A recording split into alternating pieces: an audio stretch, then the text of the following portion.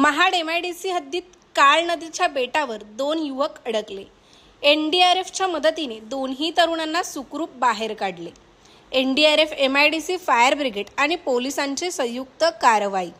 Mahad MIDC police ठाण्याच्या हद्दीतील अकले गावच्या पाठीमागील बाजूस असलेल्या काळ नदीपात्रात मंगळवारी सायंकाळी 5 वाजण्याच्या सुमारास एक धक्कादायक घटना घडली।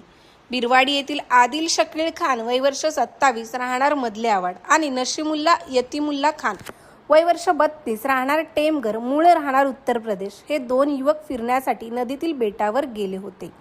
फिरत असतानाच अचानक नदीच्या पात्रात पाणी वाढून पूर आला। त्यामुळे दोघेही बेटावर पाण्याने वेढले जाऊन अडकून पडले। जीवाला धोका निर्माण झाल्याने त्यांनी मदतीसाठी आरडाओरडा केला।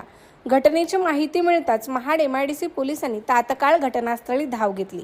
परिस्थितीचे गांभीर्य लक्षात घेऊन पोलीस प्रशासनाने तातडीने मदतीचे आवाहन केले। रेस्क्यूसाठी एनडीआरएफ पथक, नौका विभाग पथक, आपत्ती व्यवस्थापन टीम महाड आणि फायर ब्रिगेड टीम एमआयडीसी या चारही यंत्रणांनी संयुक्तरित्या मोहीम हाती घेतली। अत्यंत आव्हानात्मक परिस्थिती आणि वाढत्या पाण्याच्या प्रवाहातून बचाव पथकांनी दोरी, नौका आणि इतर साधनांच्या मदतीने ऑपरेशन राबवले। सुमारे 1 तासांच्या अथक प्रयत्नानंतर दोन्ही युवकांना पाण्यातून सुखरूप बाहेर काढण्यात यश आले। त्यांना तातडीने वैद्यकीय तपासणीसाठी नेण्यात आले। प्रकृती ठणठणीत असल्याने डॉक्टरांनी सांगितले।